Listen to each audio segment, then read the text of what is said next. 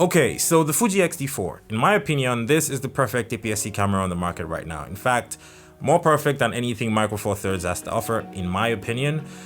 So in this video, I basically want to share my thoughts and tell you why I feel this way and why I think this is probably going to be the best camera on the market to buy right now until maybe Fuji finally decides to release the Fuji X-H2. The Clan of Gods! So, the Fuji X-T3 was already nearly perfect, but it lacked a few things, right? There was no IBIS, there was always going to be the mix-up with the video and the photo settings. There was always going to be the poor battery life that Fuji had, and there was going to be the lack of the flip-out screen, with that weird flip-up screen thing, which I've actually grown to love on my X-H1. But yeah, these were just a few things that held the X-T3 back from holding the crown a couple years ago. But now, Fuji actually decided to take that X-T3 and then perfect everything that was wrong with it. First, they improved the battery life with a new battery system. Stuff that I would naturally shoot with 3 or 4 batteries with my X-T3 or my X-H1, I can now shoot it with the X-T4 with the single battery in it, and it just works, which is fantastic in my opinion. They also added a dedicated movie and still switch, which basically separates your settings now. So no settings are overlapping each other or entering each other.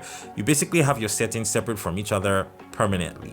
If you're in stills, you have still settings. If you're in movie mode, you have movie settings, which is absolutely fantastic. It might seem like such a little thing, but it makes all the difference. Now, the next thing that they actually decided to improve over the X-T3 was the IBIS. The X-T3 had no IBIS, so handheld shooting was a nightmare, except you had like a rig and stuff, which was just no.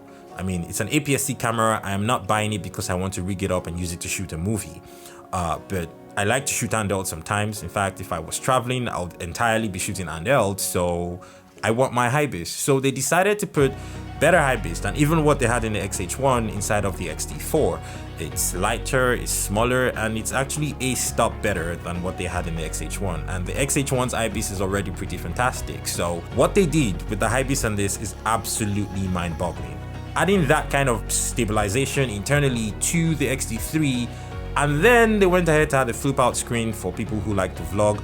Or, I mean, look at this video, for example, that I'm shooting. I'm currently shooting with the X-H1. I have to have a camera monitor up there where I can glance up and look at myself, because without that, there is no other way for me to do this. The actual Fuji app that Fuji gives us, it's really, really bad. So you can't actually monitor while you shoot.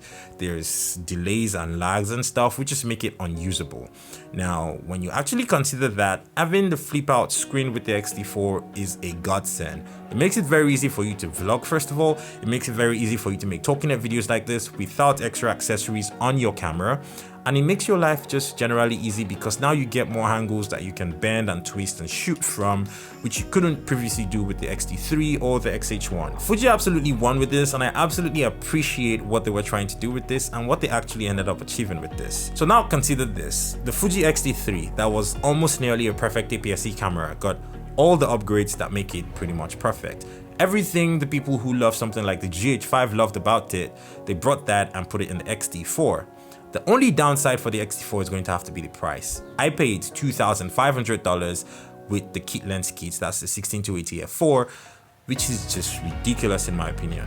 That's probably the only thing holding a lot of people back from just going X-T4 right now. And if you're in the market for a camera and you're kind of on a tight budget, the X-T3 is probably the best camera to buy right now. So think about that for a second. The fact that the X-T3 is so perfect that it's still relevant today, and then the X-T4 is just miles ahead of it with all these extra features that were added, and boom, you have a perfect camera. So yes, this is why I think that the Fuji X-T4 is the perfect APS-C camera.